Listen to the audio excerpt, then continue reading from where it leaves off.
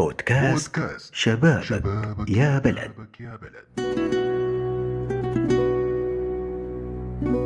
نحن الشباب الليلة جينا نمسح الدمعة الحزينة، نبني أرضك يا وطن بسواعدنا المتينة، نرجع السودان عزه نخط في أيد أمينة.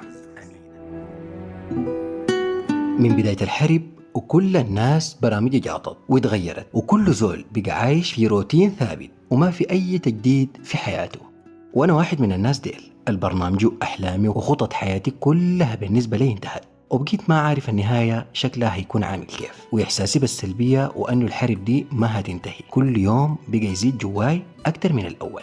وفي يوم وأنا طالع من البيت في وقت العصر بعد أن نال مني الملل، أشوف عمنا سليمان لامي كل شباب ورجال الحي قصاد بيته وعاملين أحلى لمة شاي وجبنة، فقلت أجرب أقعد معاهم يمكن المود بتاعي يزبط شوية.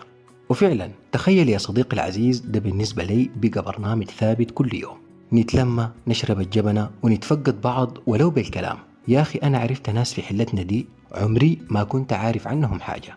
الحرب دي فوق كل السلبيات اللي جاتنا منها ما ننكر أنه كان فيها ولو بعض الإيجابيات البسيطة. أقل شيء الناس دخلت في بعض، والأهل رجعوا تاني يتلاقوا ويتلموا بعد الانقطاع الدام لمدار سنين طويلة جدا جدا. وكمان أصبح الغني والفقير على حد سواء.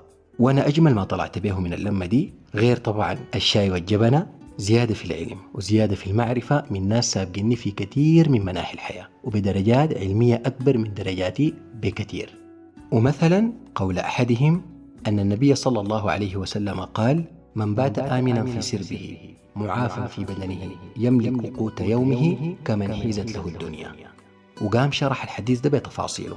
قدر شنو الكلام ده أثر فيني وحسسني بعظمة النعمة اللي كنا فيها زمان وما جايب لها أي خبر، ونتضجر ونكورك من غلاء الأسعار والمعيشة، والآن فقدناها وهي نعمة الأمن والأمان. وده مثال بسيط جدا جدا لحاجات تانية كتيرة شديد أنا استفدت منها ولسه ماشي مستفيد إن شاء الله. يا ريت كل الناس تعمل كده وتحاول تكون يد واحدة أيام الحرب دي، عشان الإنسان براه ما بيعيش وبنكمل بعض كلنا ببعض.